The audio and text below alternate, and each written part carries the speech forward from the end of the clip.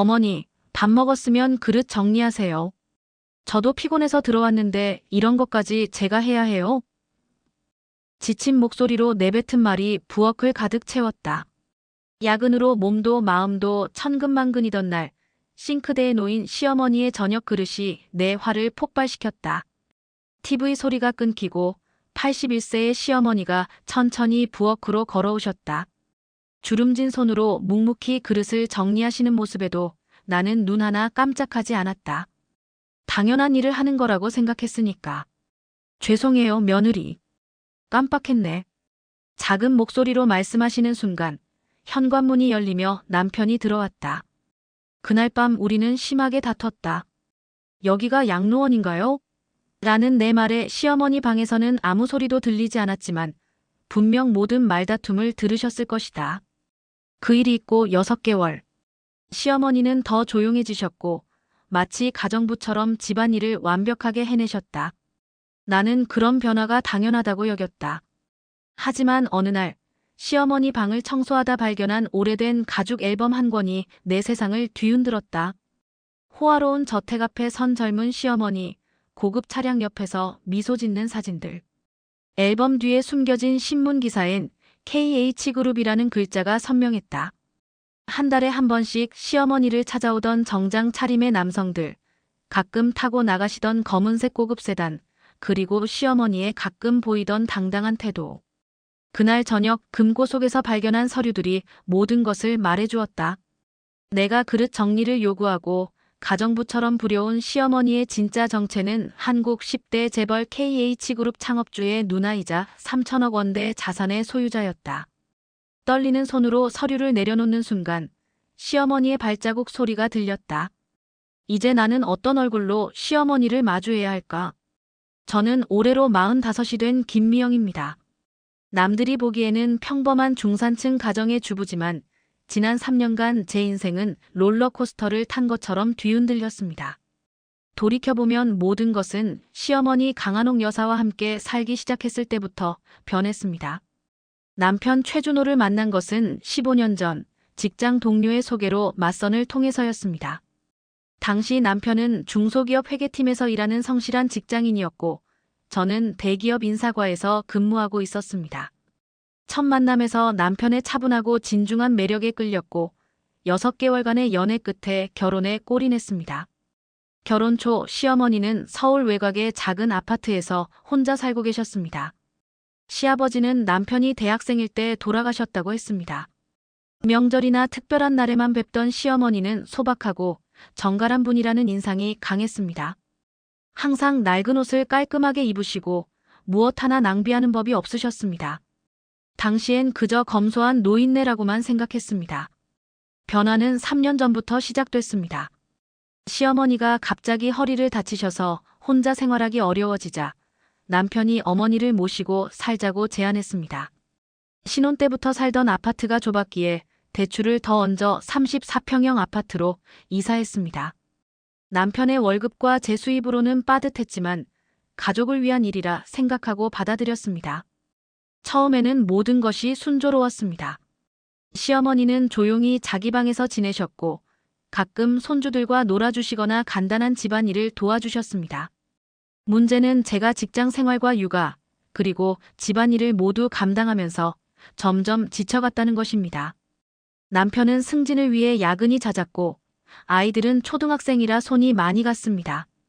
어머니, 저 출근하는 동안 아이들 점심 좀 챙겨주시겠어요? 어머니, 빨래 좀 개어놓으시면 안 될까요? 어머니, 오늘 제가 회식이 있어서 저녁 준비 좀 부탁드려요. 처음에는 정중하게 부탁드렸습니다. 시어머니도 흔쾌히 받아들이셨고요. 하지만 시간이 지날수록 저는 무의식적으로 시어머니를 집안의 도우미처럼 여기게 됐습니다. 퇴근 후 집에 들어서면 집안일이 완벽하게 되어 있지 않은 것에 짜증이 나기 시작했습니다. 결정적인 사건은 6개월 전에 일어났습니다. 야근 후 지친 몸으로 집에 돌아왔는데 부엌 싱크대에 시어머니가 드신 저녁 그릇이 그대로 놓여 있었습니다. 평소 같았으면 넘어갔을 일이지만 그날따라 심신이 지쳐있던 저는 참을 수 없었습니다. 어머니, 밥 먹었으면 그릇 정리하세요. 저도 피곤해서 들어왔는데 이런 것까지 제가 해야 해요? 제 목소리가 거실까지 들렸는지 TV를 보고 계시던 시어머니가 천천히 부엌으로 오셨습니다.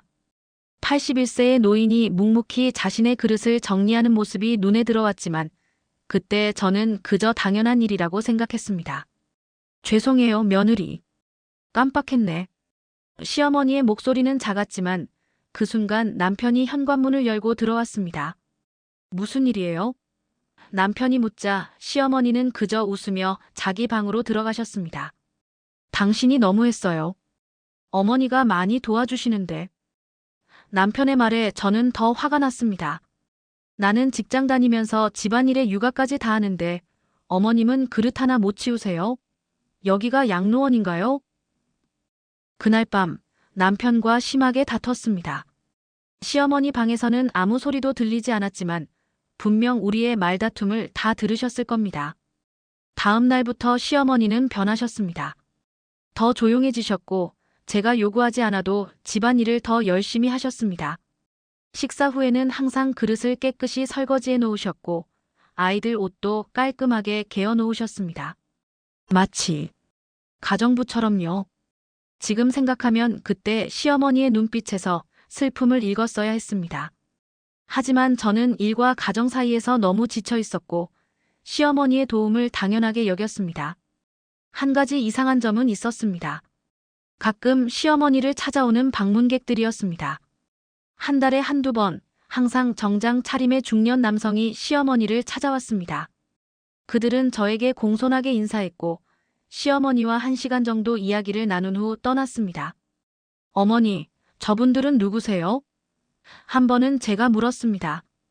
옛날 지인이야. 가끔 안부 확인하러 오는 사람들이야. 시어머니의 대답은 항상 간결했습니다. 남편도 이상하게 어머니의 과거에 대해 자세히 알지 못했습니다.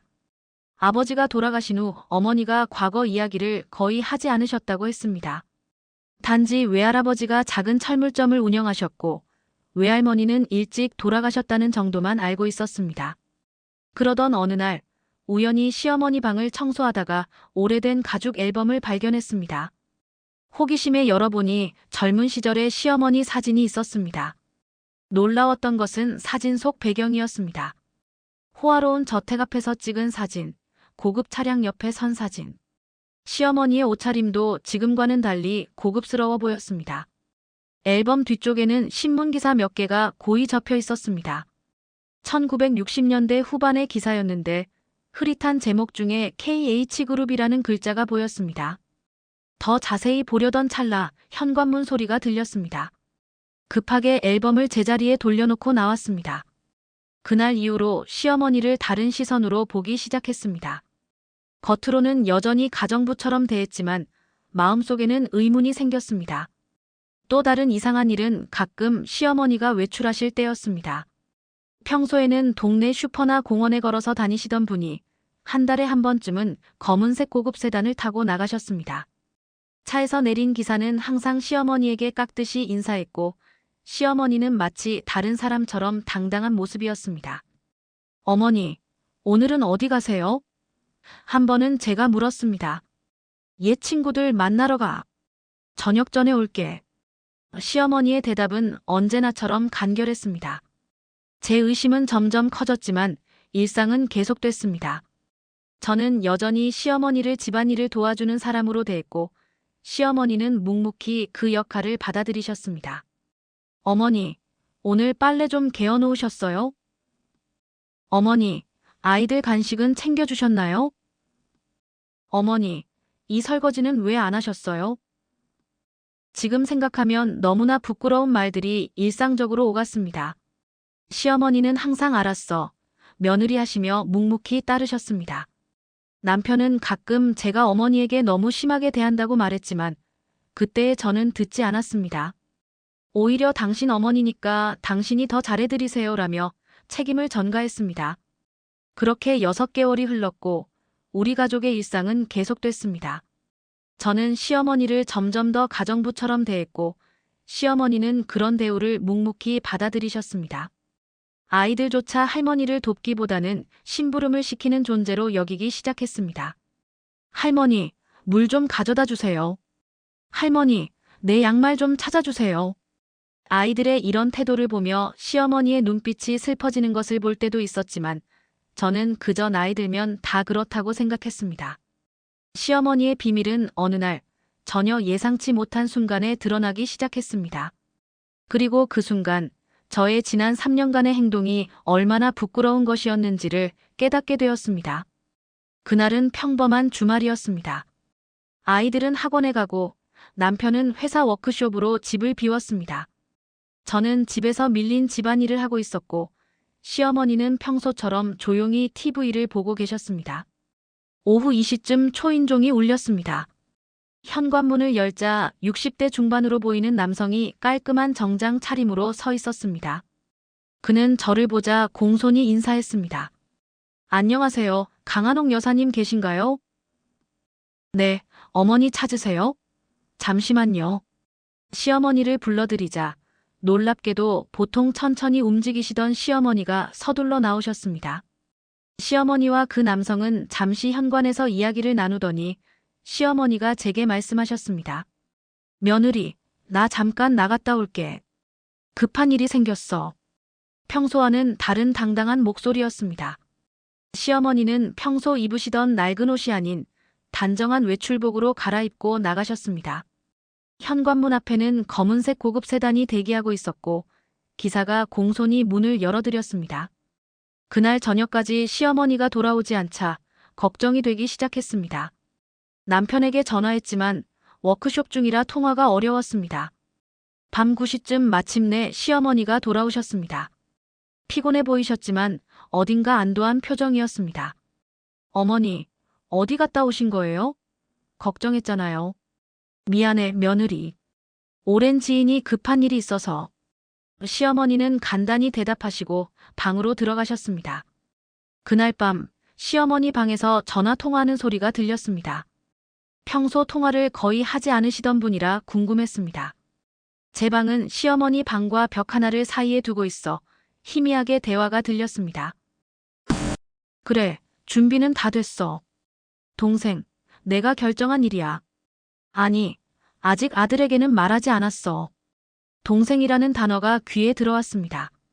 시어머니에게 동생이 있다는 이야기는 들은 적이 없었습니다. 남편도 외삼촌이 있다는 말을 한 적이 없었습니다. 다음 날 아침, 시어머니는 평소와 같이 일찍 일어나 아침 식사를 준비하고 계셨습니다. 마치 어제의 일이 없었던 것처럼 말입니다. 호기심을 참지 못한 저는 조심스럽게 물었습니다. 어머니, 어제 전화로 동생분과 통화하셨어요? 시어머니의 손이 잠시 멈칫했지만 곧 평온한 표정으로 대답하셨습니다. 응, 오랜만에 연락이 왔네. 남편이 외삼촌이 계시다는 말은 한 적이 없었는데요. 오래전에 연락이 끊겼다가 최근에 다시 연락하게 됐어. 준호에게는 아직 말하지 않았어. 더 이상의 대화는 없었지만 그날부터 저는 시어머니의 숨겨진 과거에 대해 더 관심을 갖게 되었습니다. 시어머니가 외출하실 때마다 어디를 가시는지, 누구를 만나시는지 궁금해졌습니다. 어느 날 시어머니가 외출하신 사이, 저는 다시 시어머니의 방을 살펴보았습니다. 도덕적으로 옳지 않다는 것을 알면서도 호기심을 억누를 수 없었습니다. 옷장 깊숙한 곳에서 작은 금고를 발견했습니다. 열어볼 수는 없었지만 평범한 노인이 집에 금고를 두는 것은 이상했습니다. 침대 밑을 살펴보니 오래된 서류 가방이 있었습니다. 안에는 낡은 문서들과 사진이 있었습니다. 사진 속에는 젊은 시어머니와 함께 있는 남성이 있었는데 그 남성의 얼굴은 신문이나 TV에서 본 적이 있는 얼굴 같았습니다. 사진 뒷면에는 한옥, 정환, 1968이라고 적혀 있었습니다. 문서 중에는 KH그룹이라는 회사 로고가 찍힌 서류들이 있었습니다. 내용은 대부분 법률 용어로 쓰여 있어 이해하기 어려웠지만 주식, 상속, 신탁과 같은 단어들이 눈에 띄었습니다. 갑자기 현관문 소리가 들렸습니다. 급하게 모든 것을 원래대로 정리하고 방에서 나왔습니다. 시어머니가 생각보다 일찍 돌아오신 것이었습니다. 며느리, 집에 있었어. 시어머니의 눈빛이 저를 의심스럽게 바라보는 것 같았습니다. 네, 어머니. 청소하고 있었어요. 그날 이후로 시어머니는 방문을 항상 잠그시기 시작했습니다. 마치 제가 무언가를 들킨 것을 아시는 듯 했습니다. 호기심은 점점 커졌습니다. 인터넷 검색을 통해 KH그룹에 대해 알아보기 시작했습니다. KH그룹은 국내 10대 재벌 중 하나로 건설과 호텔, 유통 분야에서 두각을 나타내는 기업이었습니다. 창업주는 강정환 회장으로 현재는 그의 아들 강민호가 회장직을 맡고 있었습니다. 사진 속 남성이 강정환 회장일까요? 그렇다면 시어머니와 어떤 관계였을까요? 그리고 시어머니가 말씀하신 동생은 누구일까요? 제 머릿속은 온갖 추측으로 가득 찼지만 확실한 증거는 없었습니다. 시어머니에게 직접 물어볼 용기도 없었습니다. 여전히 저는 시어머니를 가정부처럼 대하면서도 마음속으로는 그녀의 비밀에 점점 빠져들고 있었습니다. 남편에게 이 이야기를 꺼내볼까 생각도 했지만 증거 없이 이상한 추측만 늘어놓는 것 같아 망설여졌습니다. 게다가 남편은 어머니에 대해 아는 것이 별로 없어 보였습니다. 며칠 후 우연한 기회에 더 많은 정보를 얻게 되었습니다. 시장에 장을 보러 갔다가 오랜 단골 과일 가게 아주머니와 이야기를 나누게 되었습니다. 미영 씨, 시어머니 건강은 어떠세요? 요즘 뵙기가 힘드네요. 네, 별일 없으세요. 집에서 주로 지내세요. 그 연세에도 참 정정하시죠. 예전에 부자 집안에서 자라셨다더니 그 품위가 아직도 남아있어요. 제 귀가 번쩍 뜨였습니다. 부자 집안이요? 어머니가요? 네, 옛날에 이 동네 어른들 말로는 시어머님이 큰 부잣집 따님이었대요. 근데 평범한 사람과 사랑에 빠져서 가출해서 결혼했다나. 그래서 집안에서 쫓겨났다고 하던데. 그날 집으로 돌아오는 길에 머릿속이 복잡했습니다. 시어머니의 검소한 생활과 낡은 옷, 그리고 가끔씩 보이는 고급스러운 태도가 이제야 이해가 되기 시작했습니다. 집에 도착하자 시어머니는 평소처럼 TV 앞에 앉아 계셨습니다. 그런데 채널은 경제 뉴스였고 화면에는 KH그룹 창립 60주년 기념 행사 관련 소식이 나오고 있었습니다. 시어머니의 눈빛이 화면을 진지하게 바라보고 있었습니다. 뉴스에서는 KH그룹의 현 회장인 강민호와 그의 삼촌인 강정환 전 회장이 함께 행사에 참석한 모습을 보여주었습니다. 그리고 그 순간 강정환 전 회장의 얼굴이 클로즈업 되었습니다. 그는 제가 시어머니 방에서 본 사진 속 남성과 같은 사람이었습니다. 시어머니의 눈가에 희미한 눈물이 맺히는 것을 보았습니다. 곧바로 시어머니는 리모컨으로 채널을 바꾸셨습니다. 어머니. 저도 모르게 입에서 말이 나왔습니다. 시어머니는 깜짝 놀라 저를 바라보셨습니다. 잠시 침묵이 흘렀습니다. 며느리, 언제 왔니? 방금이요. 어머니, 혹시 KH그룹 창업주와 아는 사이신가요? 시어머니의 표정이 굳어졌습니다. 잠시 망설이시더니 깊은 한숨을 내쉬셨습니다. 오래된 이야기야. 지금은 중요하지 않아. 그 말을 끝으로 시어머니는 자리에서 일어나 방으로 들어가셨습니다. 그날 밤 시어머니 방에서 다시 전화 통화하는 소리가 들렸습니다. 이번에는 목소리가 더 심각했습니다. 정환아, 이제 더 이상 숨길 수 없을 것 같아. 그래, 준호에게 말해야 할 때가 온 것 같아. 알았어, 내가 알아서 할게. 다음 날 아침, 시어머니는 평소보다 일찍 나가셨습니다. 어디를 가시는지 말씀도 없으셨고 평소와 달리 정장에 가까운 옷차림이셨습니다. 그리고 역시나 검은색 고급 세단이 시어머니를 태우고 떠났습니다. 시어머니가 없는 동안 저는 남편에게 전화를 걸었습니다. 이제는 더 이상 혼자 이 비밀을 간직할 수 없다고 느꼈습니다. 여보, 당신 어머니에 대해 물어볼 게 있어요. 무슨 일이에요? 어머님 친정에 대해 아는 게 있나요? 외가 쪽 친척들이요. 글쎄요, 어머니가 그쪽 이야기를 거의 안 하셨어요. 외할아버지는 일찍 돌아가셨다고 하셨고 친척들과는 연락을 끊으셨다고. 왜요? KH그룹이라고 들어봤어요? 당연하죠. 큰 재벌 아니에요? 근데 갑자기 그건 왜? 나중에 집에 오면 자세히 이야기해요. 중요한 일이에요. 전화를 끊고 다시 시어머니의 비밀을 파헤치기 시작했습니다. 이번에는 좀 더 대담하게 시어머니의 금고를 열어보려 했지만 비밀번호가 필요했습니다. 저는 생각할 수 있는 모든 날짜를 시도해봤습니다. 시어머니의 생일, 결혼기념일, 남편의 생일. 하지만 모두 틀렸습니다. 마지막으로 사진 뒷면에 적힌 1968을 입력했더니 놀랍게도 금고가 열렸습니다. 금고 안에는 오래된 가족관계 증명서와 함께 대량의 주식 증서, 그리고 부동산 서류들이 있었습니다. 가족관계 증명서를 보니 시어머니의 본명은 강한옥이었고 아버지 이름은 강태준, 그리고 동생 이름은 강정환이었습니다. KH그룹 창업주와 같은 이름이었습니다.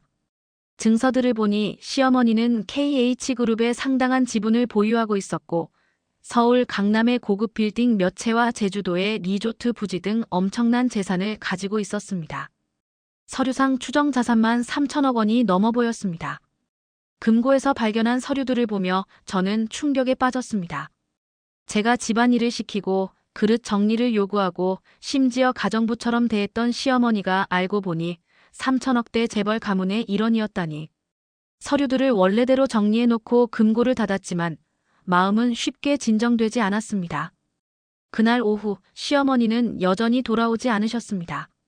남편이 퇴근하고 집에 돌아왔을 때 저는 그동안 알게 된 내용을 모두 이야기했습니다. 사진, 서류, 금고의 내용까지. 도대체 무슨 소리예요? 어머니가 KH그룹 창업주의 누나라고요? 남편은 믿기지 않는다는 표정이었습니다. 나도 처음에는 믿기 힘들었어요. 하지만 증거가 너무 많아요. 당신 생각해보세요. 어머님의 가끔 보이는 고급스러운 태도, 매달 오는 검은색 고급 차량, 정장 차림의 방문객들. 남편은 한동안 말을 잇지 못했습니다. 그의 표정에는 혼란과 배신감이 교차했습니다. 왜 어머니는 내게 이런 이야기를 한 번도 하지 않으셨을까요? 내가 외삼촌이 KH그룹 창업주라는 사실도 모르게. 우리는 그날 밤늦게까지 이야기를 나눴습니다. 남편은 자신이 알던 어머니의 모습과 새롭게 드러난 사실 사이에서 혼란스러워했습니다. 그리고 저는 제가 시어머니를 어떻게 대했는지 생각할수록 부끄러움이 밀려왔습니다. 여보, 나 어머님께 너무 못되게 굴었어요. 밥그릇 정리하라고 소리치고 집안일 시키고. 어머님이 왜 그런 대우를 받으셨을까요? 남편은 한숨을 쉬었습니다. 어머니는 항상 소박하게 사는 것을 좋아하셨어요. 내가 어릴 때도 우리 집은 절대 넉넉하지 않았어요. 아버지는 평범한 회사원이었고 어머니는 검소하게 살림을 꾸리셨죠. 밤 11시가 넘어서야 시어머니가 돌아오셨습니다. 평소와 달리 지쳐 보이셨고 눈가에는 눈물 자국이 있었습니다. 우리를 보자 시어머니는 잠시 놀라는 듯했지만 곧 평온한 표정을 지으셨습니다. 어머니, 우리 이야기 좀 해요. 남편이 조심스럽게 말을 꺼냈습니다. 시어머니는 한숨을 내쉬셨습니다. 그래, 이제 말할 때가 온 것 같구나. 그날 밤 거실에서 우리는 시어머니의 이야기를 들었습니다. 시어머니는 1940년생으로 강태준 회장의 장녀였습니다. 강태준 회장은 해방 후 작은 무역회사를 시작으로 KH그룹의 기초를 닦았습니다. 시어머니의 동생 강정환은 아버지의 사업을 이어받아 KH그룹을 한국의 10대 재벌로 성장시켰습니다. 나는 부잣집 딸로 자랐어. 하지만 그 생활이 행복하지는 않았단다. 항상 주변의 시선과 기대에 맞춰 살아야 했지. 시어머니는 23살 때 아버지가 정해준 재벌가 아들과의 결혼을 앞두고 있었습니다. 그러나 우연히 만난 평범한 회사원이었던 시아버지와 사랑에 빠졌고 집을 나와 결혼했습니다. 아버지는 격노하셨어. 가문의 수치라며 나를 가족에서 내쫓으셨지. 동생 정환이만 가끔 몰래 연락하고 지냈어. 시어머니와 시아버지는 평범하지만 행복한 가정을 꾸렸습니다. 친정과의 연락은 거의 끊긴 상태였습니다. 1980년대 들어 아버지 강태준 회장이 돌아가시고 동생 정환이 그룹을 물려받으면서 동생은 누나를 다시 가족으로 인정하고 싶어 했지만 시어머니는 거절했습니다. 나는 이미 내 선택에 만족했어. 돈보다 중요한 것이 있다는 걸 알았거든. 정환이가 주는 돈도 거절했고 그저 가끔 만나는 것으로 만족했지. 하지만 시아버지가 돌아가신 후 동생은 꾸준히 누나를 설득했고 결국 시어머니는 KH그룹의 일부 지분과 재산을 받게 되었습니다. 그러나 시어머니는 그 사실을 가족에게 알리지 않았고 여전히 검소하게 살았습니다. 왜 우리에게 말씀하지 않으셨어요? 남편이 물었습니다. 너에게 평범한 삶의 가치를 알려주고 싶었어. 돈이 전부가 아니라는 것을. 그리고 내가 스스로의 힘으로 살아가는 모습을 보고 싶었단다. 제가 조심스럽게 물었습니다. 그런데 왜 제가 어머님을 그렇게 대했는데도 참으셨어요? 시어머니의 눈에 눈물이 맺혔습니다. 며느리, 나는 내가 싫지 않았어. 너는 열심히 살아가는 모습이 보기 좋았어. 다만 내가 물질에 너무 집착하는 것 같아 안타까웠지.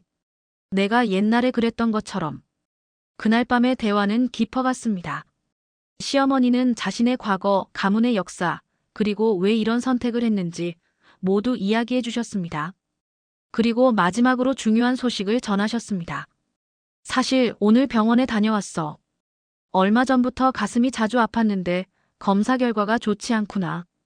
시어머니의 말에 우리는 충격을 받았습니다. 심장 질환으로 수술이 필요하다는 진단을 받으셨다고 합니다. 그래서 동생이 최고의 의료진을 불러 모으고 있어. 내일 서울대병원으로 입원해야 한단다. 다음 날 아침, 우리 가족은 서울대병원으로 향했습니다. 병원 앞에 도착했을 때 저는 놀라운 광경을 목격했습니다. 병원 VIP 입구에는 여러 대의 고급 차량이 늘어서 있었고 정장 차림의 남성들이 대기하고 있었습니다. 우리가 병원 로비에 들어서자 60대 후반으로 보이는 남성이 다가왔습니다. 그는 TV에서 보던 그 얼굴, KH그룹 전 회장 강정환이었습니다. 한옥 누나 왔구나. 그가 시어머니를 반갑게 맞이했습니다. 그리고 남편을 바라보며 말했습니다. 자네가 준호군이지? 마지막으로 본 게 대학 졸업식 때였나? 남편은 당황한 표정이었습니다. 왜 삼촌이? 제 졸업식에 오셨었나요? 물론이지. 내 어머니 부탁으로 멀리서 지켜봤단다.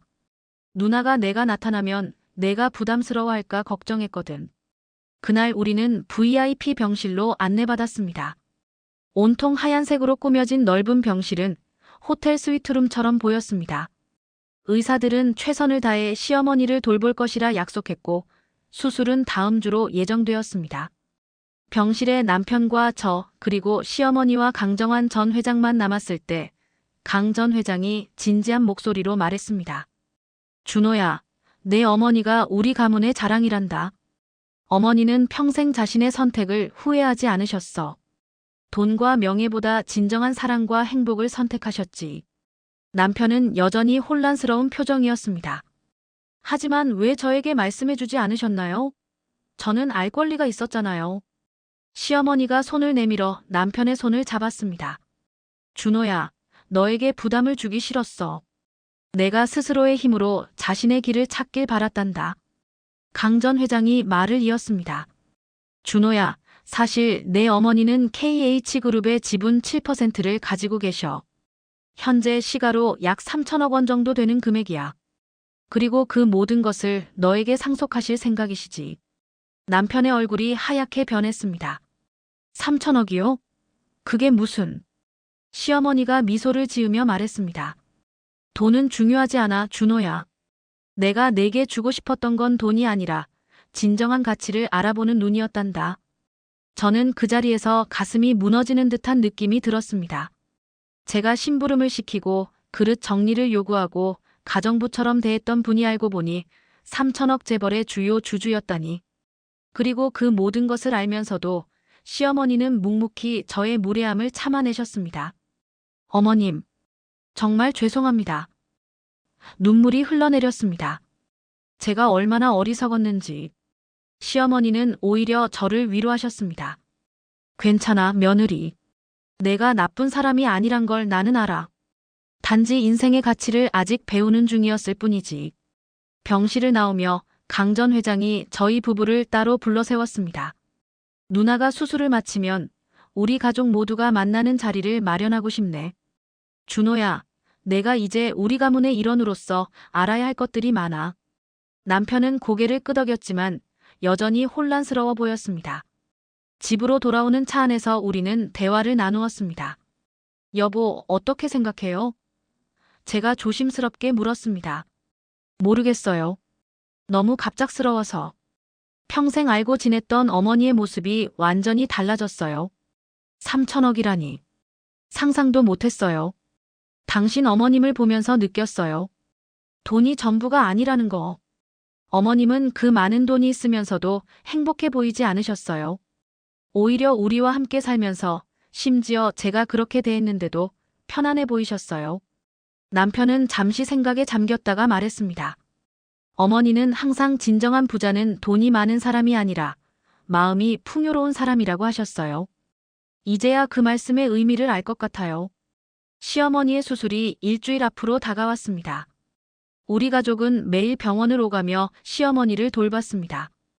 VIP 병실에는 항상 간호사가 상주했지만 제가 할 수 있는 일은 직접 하고 싶었습니다. 손수 과일을 깎고 책을 읽어드리고 말벗이 되어드렸습니다. 병실 문 앞에는 항상 2명의 경호원이 지키고 있었습니다. KH그룹에서 파견된 인력이라고 했습니다. 처음에는 낯설고 부담스러웠지만 점차 익숙해져 갔습니다. 이것이 재벌가의 일상이구나 싶었습니다. 어느 날 오후 병실에 저 혼자 남아 시어머니와 이야기를 나누고 있을 때였습니다. 어머님, 정말 죄송해요. 제가 얼마나 무례했는지 생각하면 너무 부끄러워요. 밥 먹었으면 그릇 정리하세요라고 말했던 것도. 시어머니는 잠시 침묵하시더니 미소를 지으셨습니다. 며느리, 사실 그때 그 말을 들었을 때 내 마음이 아팠던 건 사실이야. 하지만 화가 나지는 않았어. 오히려 내가 내게 평범한 시어머니로 대해준 것이 고마웠단다. 고마우셨다고요? 제 말에 시어머니는 고개를 끄덕이셨습니다. 내가 KH그룹 창업주 누나라는 사실을 알았다면 내가 나를 어떻게 대했을 것 같니? 아마 거리를 두고 조심스럽게 대했겠지. 그건 내가 원하는 관계가 아니었어. 난 진짜 가족이 되고 싶었단다. 시어머니의 말씀에 눈물이 났습니다. 제가 그동안 가치를 두었던 것들이 얼마나 피상적이었는지 깨달았습니다. 어머님께서 저희에게 재산을 물려주시려는 계획이 있으시다고 들었어요. 하지만 저희는 그런 거 필요 없어요. 어머님만 건강하시면 돼요. 시어머니가 제 손을 꼭 잡으셨습니다. 며느리, 돈은 도구일 뿐이야. 중요한 건 그걸 어떻게 쓰느냐지. 내가 평생 모은 것은 단순한 재산이 아니라 삶의 지혜란다. 그걸 너희에게 물려주고 싶었어. 그날 저녁 다시 강정환 전 회장이 병실을 찾았습니다. 이번에는 현 KH그룹 회장인 그의 아들 강민호도 함께였습니다. 둘 다 정장 차림이었고 비서들이 뒤따랐습니다. 한옥 누나, 오늘 상태가 어때? 강 전 회장이 시어머니의 손을 잡으며 물었습니다. 괜찮아, 정환아. 걱정 말고. 강민호 회장이 다가와 인사했습니다. 이모님, 안녕하세요. 빨리 쾌차하셔야죠. 시어머니는 미소로 답하셨습니다. 그리고 남편과 저를 소개했습니다. 이쪽은 내 아들 준호와 며느리 미영이란다. 강민호 회장은 공손하게 인사했습니다. 드디어 사촌형을 만나게 되네요. 이모님께서 항상 자랑스러워 하셨어요. 남편은 당황한 듯 했지만 침착하게 인사를 나눴습니다. 저는 그저 어색한 미소로 인사를 대신했습니다. 강정환 전 회장이 시어머니를 바라보며 말했습니다. 한옥 누나, 이제 모든 걸 정리할 때가 됐어. 준호에게 우리 가문의 이야기를 들려줘야 할 것 같아. 시어머니는 고개를 끄덕이셨습니다. 그래, 이제는 말해야겠구나. 그날 밤 병실은 가족 회의장이 되었습니다. 남편과 저, 시어머니, 강정환 전 회장, 강민호 회장이 둘러앉았습니다. 강정환 전 회장이 이야기를 시작했습니다. 준호야, 우리 가문의 역사는 할아버지 강태준이 1950년대에 작은 무역회사를 시작한 것에서 비롯돼. 전쟁 후 폐허가 된 나라를 재건하는 과정에서 건설업으로 확장했고 점차 호텔, 유통, 전자산업까지 사업 영역을 넓혔지. 시어머니가 이어받았습니다. 아버지는 엄격하신 분이었어. 특히 가문의 명예와 혈통을 중요시하셨지. 그래서 내가 평범한 회사원이었던 내 아버지와 사랑에 빠졌을 때 극구 반대하셨단다. 강정환 전 회장이 말했습니다. 누나는 가문의 장녀였고 아버지가 정해준 재벌가 아들과의 결혼이 예정되어 있었어. 하지만 누나는 자신의 선택을 고수했고 결국 가출해서 결혼했지. 시어머니의 눈에 눈물이 맺혔습니다. 아버지는 나를 가문에서 내쫓았어. 그때부터 나는 평범한 주부로 살았지. 내 아버지는 정말 좋은 사람이었단다. 부유하진 않았지만 따뜻하고 성실했어. 강정환 전 회장이 말을 이었습니다. 1980년대에 아버지가 돌아가시고 내가 그룹을 물려받게 됐을 때 가장 먼저 한 일이 누나를 다시 가족으로 인정하는 것이었어. 법적으로 누나의 상속권을 회복시켰고 KH그룹 지분의 일부를 돌려드렸지. 시어머니가 말했습니다. 처음에는 거절했어. 이미 내 삶에 만족하고 있었거든. 하지만 내 아버지가 돌아가신 후 동생이 계속 설득했고 결국 받아들였단다. 그러나 그 사실을 너에게 알리고 싶지 않았어. 내가 스스로의 힘으로 성장하길 바랐으니까. 남편은 잠시 생각에 잠겼다가 물었습니다.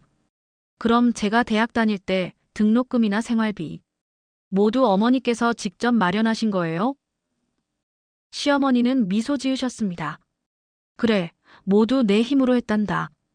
동생이 도움을 주겠다고 했지만 거절했어. 내가 특별 대우를 받지 않고 자라길 바랐거든. 강민호 회장이 말했습니다. 사촌형, 이모님은 정말 대단하신 분이에요. KH그룹의 이사회에서도 항상 존경받으세요. 비록 직접 경영에 참여하지는 않으셨지만 중요한 결정이 있을 때마다 이모님의 의견을 구했죠. 시어머니는 손을 저으셨습니다. 그저 멀리서 지켜본 것뿐이야. 내가 한 일은 없어. 강정환 전 회장이 고개를 저었습니다. 누나, 너무 겸손하지 마. 2008년 금융위기 때 누나의 결단이 없었다면 그룹이 무너질 뻔했어. 그리고 2015년 해외 진출 결정도 누나의 지지가 있었기에 가능했지. 저는 놀라움을 감출 수 없었습니다. 평범한 노인네라고만 생각했던 시어머니가 제게에 이런 영향력이 있었다니. 강정환 전 회장이 남편을 바라보며 말했습니다. 준호야, 이제 내가 알아야 할 중요한 이야기가 있어. 누나가 가진 KH그룹 지분 7%는 현재 시가로 약 3천억 원 정도 돼. 그리고 누나는 그 모든 것을 내게 상속하기로 결정했어. 남편이 놀라 말했습니다. 하지만 저는 그런 거대한 책임을 질 준비가 되어 있지 않아요. 저는 그저 평범한 회사원일 뿐인데. 시어머니가 남편의 손을 잡으셨습니다. 준호야, 내가 당장 그룹 경영에 뛰어들 필요는 없어. 하지만 우리 가문의 일원으로서 알아야 할 책임과 의무가 있단다. 강민호 회장이 말했습니다. 사촌형, 저희가 도울게요. 천천히 배우면 돼요. 이모님의 지분은 우리 그룹의 중요한 부분이에요. 가족으로서 함께 해주셨으면 해요. 남편은 혼란스러운 표정이었습니다. 저 역시 마음이 복잡했습니다. 평범했던 우리 가정이 갑자기 재벌가의 중심에 서게 된 느낌이었으니까요. 시어머니가 말씀하셨습니다. 준호야, 미영아, 너무 부담 갖지 마라. 이건 갑작스러운 변화이니 천천히 생각해도 돼. 중요한 건 돈이 아니라 가족의 행복이란다. 강정환 전 회장이 일어서며 말했습니다. 오늘은 이만 돌아가겠습니다. 준호야, 생각할 시간이 필요하다면 충분히 가져. 하지만 누나의 수술 후에는 가문의 일원으로서 공식 자리에 참석해 주었으면 해. 그들이 떠난 후 병실에는 우리 셋만 남았습니다. 남편은 창밖을 바라보며 생각에 잠겼고 저는 시어머니 곁에 앉아 있었습니다. 어머님, 저희에게 너무 큰 변화예요. 어떻게 받아들여야 할지 모르겠어요. 시어머니는 미소 지으셨습니다. 며느리, 인생은 항상 예상치 못한 방향으로 흘러가는 법이야. 중요한 건 그 흐름 속에서도 자신의 중심을 잃지 않는 거란다. 남편이 돌아서서 말했습니다. 어머니, 왜 지금까지 말씀해주지 않으셨어요? 저는 어머니를 더 잘 모실 수 있었을 텐데. 시어머니의 눈에 눈물이 맺혔습니다. 준호야, 내가 원한 건 내가 나를 부자 시어머니로 대하는 게 아니라 그저 어머니로 대해주는 거였어. 그리고 너는 정말 좋은 아들이었단다. 그날 밤 집으로 돌아오는 길에 우리 부부는 깊은 대화를 나눴습니다. 여보, 어떻게 생각해요? 갑자기 재벌가의 일원이 된 것 같은데. 남편은 한숨을 쉬었습니다. 아직도 믿기지 않아요. 평생 중산층으로 살아왔는데 갑자기 수천억의 자산을 상속받는다니. 어머니께서 왜 이런 선택을 하셨는지 이해가 잘 안 돼요. 어머님은 당신이 행복하길 바라셨던 것 같아요. 그리고 진정한 행복이 돈에서 오지 않는다는 걸 보여주고 싶으셨던 거죠. 남편은 고개를 끄덕였습니다. 맞아요. 어머니는 항상 진정한 부자는 마음이 풍요로운 사람이라고 하셨잖아요. 이제야 그 말씀의 의미를 조금 알 것 같아요. 집에 도착해서 아이들을 재우고 난 후 거실에 앉아 이야기를 계속했습니다. 여보, 우리 앞으로 어떻게 해야 할까요? 정말 그 지분을 받아서 KH그룹의 일원이 될 건가요? 남편은 깊은 생각에 잠겼다가 말했습니다. 솔직히 말하면 저도 모르겠어요. 평생 준비하지 않은 일이잖아요. 그냥 평범하게 살던 대로 살고 싶은 마음도 있고. 하지만 어머님과 외삼촌이 바라시는 거라면 한번 시도해봐야 하지 않을까요? 남편은 미소 지었습니다. 당신이 재벌가 며느리가 되는 것에 적응할 수 있을까요? 저는 웃으며 대답했습니다. 솔직히 말하면 두려워요. 하지만 어머님처럼 겸손하고 지혜롭게 살 수 있다면 그게 진정한 부자의 모습이 아닐까요? 남편이 제 손을 꼭 잡았습니다. 함께 해줘서 고마워요. 어떤 결정을 내리든 우리 가족이 행복하게 사는 게 가장 중요해요. 그날 밤 잠들기 전 저는 시어머니와의 대화를 떠올렸습니다. 제가 밥 먹었으면 그릇 정리하세요라고 무례하게 말했던 그 순간 시어머니의 눈빛에 담겨있던 슬픔, 그리고 어떤 불평 없이 묵묵히 그릇을 정리하시던 모습. 3천억 재산을 가진 분이 그런 대우를 받으셨다는 사실이 저를 부끄럽게 만들었습니다. 하지만 시어머니는 제게 용서와 이해를 보여주셨습니다. 가치 있는 것이 무엇인지, 진정한 부가 무엇인지 깨닫게 해주셨습니다. 내일은 시어머니의 수술 전 마지막 검사가 있는 날입니다. 그리고 그 이후에는 우리 가족의 삶이 완전히 달라질 것입니다. 하지만 어떤 변화가 오든 시어머니께서 보여주신 겸손과 지혜를 잊지 않을 것입니다. 그릇 정리를 요구했던 그 며느리가 이제는 시어머니의 진정한 가치를 알아보게 되었습니다. 시어머니의 수술은 8시간 동안 진행되었습니다. 대기실에서 초조하게 기다리는 동안 병원 로비는 마치 KH그룹 임원 회의장처럼 변했습니다. 강정환 전 회장과 강민호 현 회장을 비롯해 그룹 임원들이 수시로 들락날락했고 비서들은 바쁘게 전화를 받았습니다. 저희 가족을 위한 음식과 음료도 끊임없이 제공되었습니다. 남편은 그 모든 상황이 낯설어 보였습니다. 평생 중산층으로 살아온 사람이 갑자기 재벌가의 중심에 선 기분이었을 테니까요. 그래도 묵묵히 자리를 지키며 의사의 소식을 기다렸습니다. 마침내 주치의가 나와 수술이 성공적으로 끝났다고 알렸을 때 우리 모두 안도의 한숨을 내쉬었습니다. 시어머니는 중환자실에서 하루를 보내고 일반 병실로 옮겨졌습니다. 물론 일반 병실이라 해도 VIP 병동의 최고급 스위트룸이었지만요. 시어머니가 회복되는 동안 저는 매일 병원에 있었습니다. 아이들은 강정환 전 회장의 배려로 전문 가정교사가 돌봐주었고 집안일은 파견된 가사도우미가 완벽하게 처리해 주었습니다. 처음에는 낯설고 어색했지만 점차 적응해 갔습니다. 수술 후 일주일째 되는 날, 시어머니는 거의 정상적인 대화가 가능할 정도로 회복되었습니다. 그날 오후, 제가 병실에서 시어머니의 머리를 빗겨드리고 있을 때였습니다. 며느리, 내가 건강해지면 우리 집으로 돌아가고 싶구나. 네. 어머님, 아직 많이 회복되셔야 하잖아요. 여기 계시는 게 좋을 것 같은데. 시어머니는 고개를 저으셨습니다. 이런 호화로운 병실이 편하지 않아. 우리 집, 준호가 자란 그 집이 그립구나. 저는 시어머니의 손을 잡았습니다. 어머님, 정말 그동안 모르고 있었어요. 어머님이 얼마나 대단한 분인지. 그런데도 저는 어머님을 가정부처럼 대했어요. 시어머니는 미소 지으셨습니다. 괜찮아, 며느리. 나는 내가 진심으로 대해준 것이 좋았단다. 부자라고 특별 대우받고 싶지 않았어. 그날 저녁 강정환 전 회장이 다시 병실을 찾았습니다. 이번에는 법률 문서가 담긴 서류 가방을 들고 왔습니다. 누나, 이제 모든 법적 절차가 끝났어.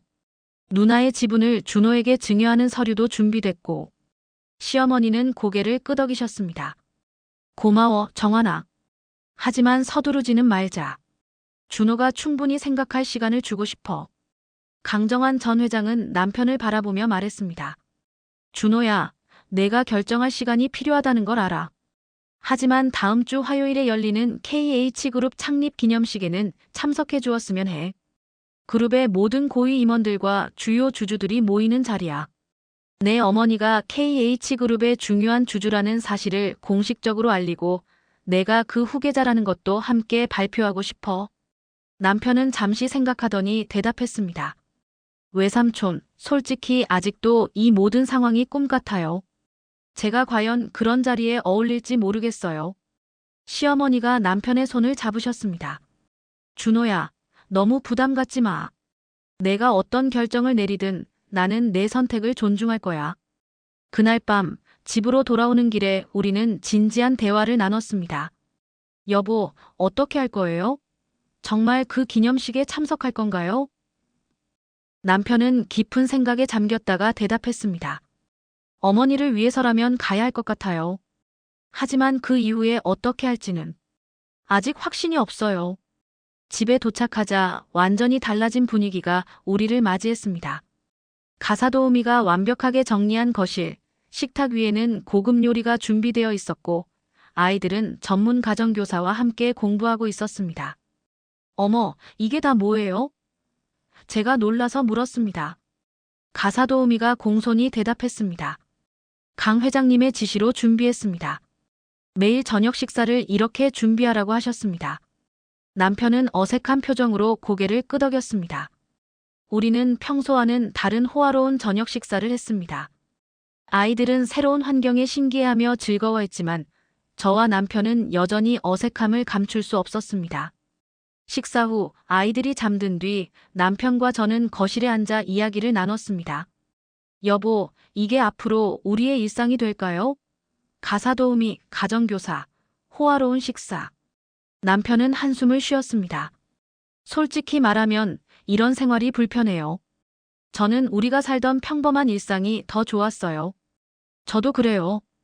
하지만 어머님과 외삼촌의 기대를 생각하면 남편이 제 손을 잡았습니다. 미영 씨, 우리 삶의 방향은 우리가 결정해야 해요. 3천억이라는 재산도 중요하지만 그보다 더 중요한 것은 우리 가족의 행복이에요. 그날 밤 우리는 오랜 시간 대화를 나누며 앞으로의 계획을 세웠습니다. 그리고 다음 날 아침 병원으로 향했습니다. 시어머니는 이전보다 훨씬 건강해 보이셨습니다. 병실에는 강정환 전 회장도 와 있었습니다. 어머니, 저희가 결정했습니다. 남편이 시어머니의 손을 잡으며 말했습니다.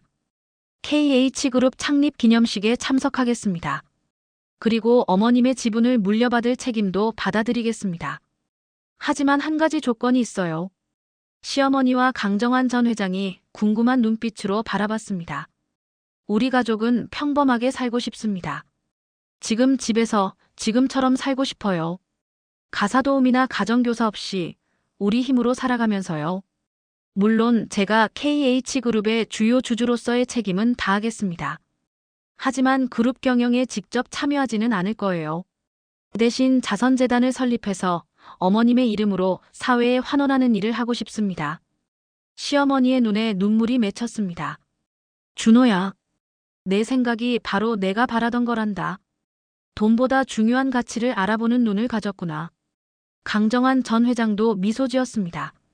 준호야, 내 결정을 존중한다. 누나가 항상 옳았어. 진정한 부자는 마음이 풍요로운 사람이지. 그렇게 우리는 새로운 출발을 하게 되었습니다. KH그룹 창립 기념식에서 남편은 공식적으로 시어머니의 아들로 소개되었고 KH그룹의 주요 주주가 되었습니다.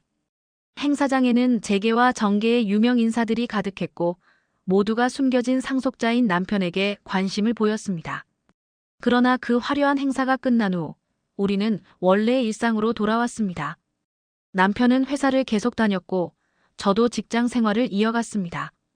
다만 달라진 것이 있다면 매달 한 번씩 KH그룹 이사회에 참석하는 것과 강한옥 자선재단을 설립해 운영하는 일이었습니다.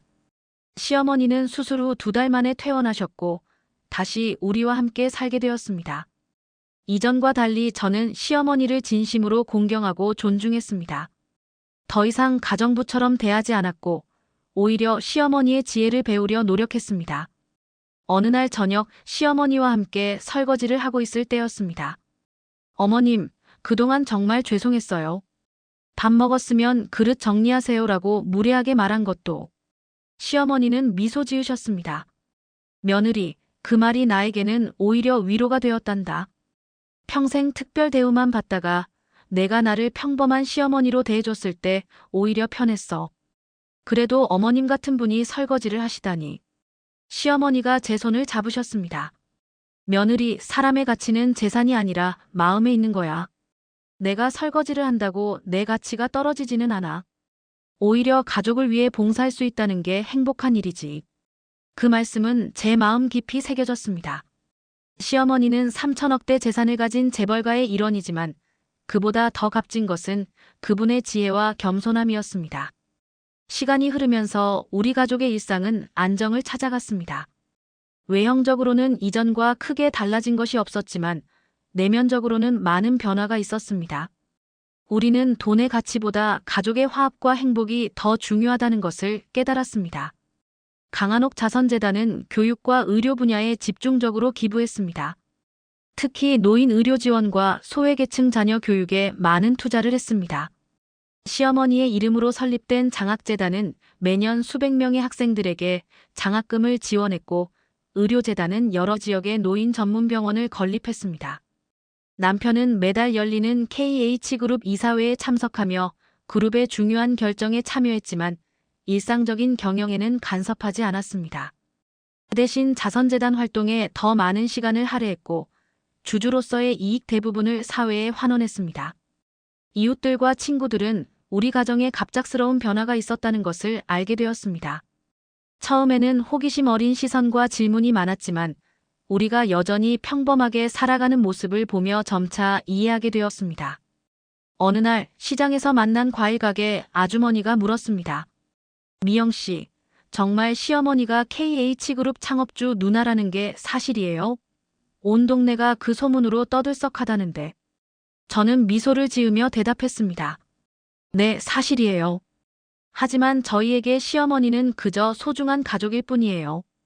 재산보다 중요한 것은 서로에 대한 사랑과 존중이니까요. 시어머니는 건강을 완전히 회복하신 후에도 여전히 검소한 생활을 고수하셨습니다. 낡은 옷을 즐겨 입으시고 불필요한 지출을 피하셨습니다. 다만 달라진 점이 있다면 이제는 매주 한 번씩 병원 봉사활동을 하러 가신다는 것이었습니다. 어머님, 왜 그렇게 봉사활동을 열심히 하세요? 충분히 쉬셔야 하는데. 시어머니는 미소 지으셨습니다. 며느리, 받은 것이 많으면 나눠야 하는 법이야. 내가 건강을 되찾았으니 이제 그 은혜를 다른 이들에게 베풀고 싶구나. 그 모습을 보며 저는 진정한 부자가 무엇인지 다시 한번 깨달았습니다. 3천억의 재산보다 더 값진 것은 시어머니의 마음가짐이었습니다. 시어머니의 수술 후 1년이 흘렀습니다. 그동안 우리 가족에게는 많은 변화가 있었지만 가장 중요한 것은 우리의 가치관이 바뀌었다는 점입니다. 돈과 지위가 아닌 진정한 행복과 가족의 의미를 깨달은 시간이었습니다. 강한옥 자선재단은 이제 국내에서 손꼽히는 민간 자선단체로 성장했습니다. 남편은 재단 이사장으로서 여러 사회 공헌 활동을 이끌었고 저 역시 직장을 그만두고 재단 운영에 전념하게 되었습니다. 시어머니는 재단의 명예이사장으로서 중요한 결정에 조언을 해주셨습니다. KH그룹 내에서도 남편의 위치는 확고해졌습니다.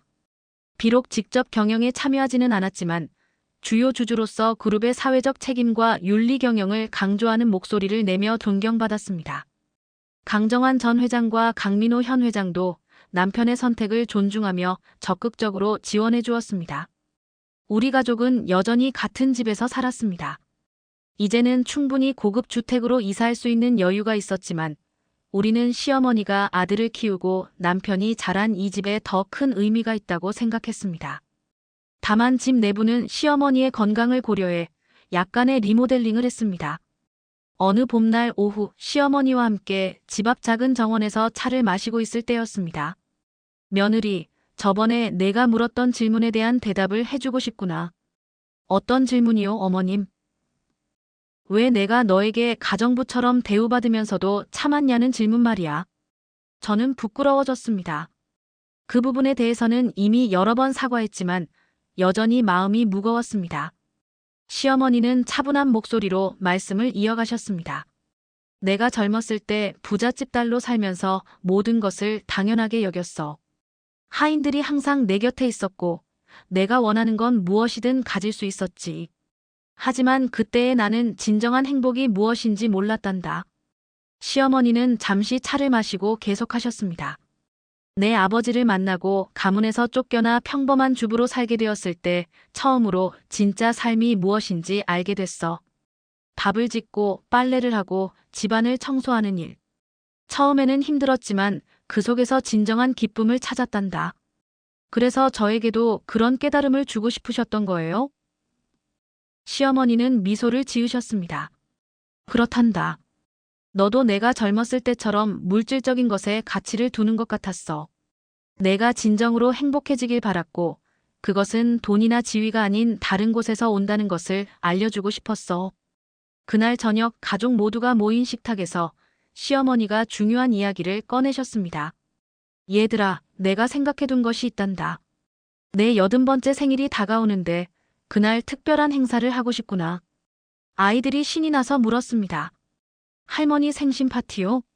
케이크랑 선물도 준비할게요. 시어머니는 웃으시며 고개를 저었습니다. 아니란다. 화려한 파티 대신 그날 우리 모두 함께 봉사활동을 하고 싶구나. 노인 요양원에 가서 같은 또래 어르신들과 시간을 보내고 싶어. 남편이 놀라 물었습니다. 어머니, 그날만큼은 편하게 지내셔야죠. 재단 이름으로 큰 기부를 하는 것은 어떨까요? 시어머니는 단호하게 말씀하셨습니다. 돈을 기부하는 것보다 직접 손과 발로 봉사하는 것이 더 의미 있단다. 내가 남은 생애 동안 보여주고 싶은 것이 바로 그거야. 그렇게 시어머니의 80번째 생일에 우리 가족은 모두 함께 지역 노인 요양원을 찾았습니다. 강정환 전 회장과 강민호 현 회장 가족들도 동참했습니다. 우리는 요양원에서 하루 종일 어르신들의 손과 발이 되어드렸고 말벗이 되어드렸습니다. 시어머니는 같은 또래의 어르신들과 이야기를 나누며 행복해 보이셨습니다. 어떤 분들은 시어머니가 KH그룹 창업주의 누나라는 사실을 알고 놀라워했지만 시어머니는 그저 웃으며 우리 모두 같은 인생을 살아가는 사람일 뿐이라고 말씀하셨습니다. 그날 저녁 집으로 돌아오는 차 안에서 시어머니가 말씀하셨습니다. 오늘이 내 인생에서 가장 행복한 생일이었단다. 가족 모두와 함께 남을 도울 수 있어서. 그 말씀을 듣고 저는 문득 3년 전 제가 시어머니에게 밥 먹었으면 그릇 정리하세요 라고 했던 그 순간이 떠올랐습니다. 얼마나 많은 것이 변했는지 그리고 그 변화가 얼마나 값진 것인지 새삼 깨달았습니다. 집에 도착해서 저는 시어머니께 특별한 선물을 드렸습니다. 지난 1년간 제가 시어머니의 가르침을 받아 적은 일기장이었습니다. 어머님, 이건 제가 어머님에게서 배운 지혜를 기록한 책이에요. 어머님처럼 되기 위해 매일 노력하고 있답니다. 시어머니는 책을 받아들고 눈물을 글썽이셨습니다. 며느리, 이게 내가 받은 가장 소중한 선물이구나. 내가 이렇게 성장하는 모습을 보는 것이 내게는 가장 큰 기쁨이란다. 시간이 더 흘러 이제 시어머니는 82살이 되셨습니다. 건강은 여전히 좋으셨고 매주 자선활동에 참여하시며 활발하게 지내셨습니다. 우리 가족은 더욱 끈끈해졌고 아이들도 할머니의 가치관을 배우며 성장했습니다. 어느 날 큰아이가 학교에서 돌아와 흥분된 목소리로 말했습니다. 엄마, 오늘 친구들이 우리 할머니가 KH그룹 창업주 누나라는 걸 알고 너무 놀랐어요. 제가 재벌 3세라고 부러워했어요. 저는 아이의 머리를 쓰다듬으며 대답했습니다. 우리 할머니가 대단한 건 그런 이유 때문이 아니란다. 할머니는 그 모든 부와 명예보다 더 중요한 것이 무엇인지 알고 계신 분이야. 그게 진짜 부자인 거란다. 아이는 잠시 생각하더니 고개를 끄덕였습니다. 맞아요. 할머니는 항상 말씀하시잖아요. 진정한 부자는 마음이 풍요로운 사람이라고. 그날 밤 가족 모두가 거실에 모여 이야기를 나누고 있을 때였습니다. 시어머니가 문득 물으셨습니다.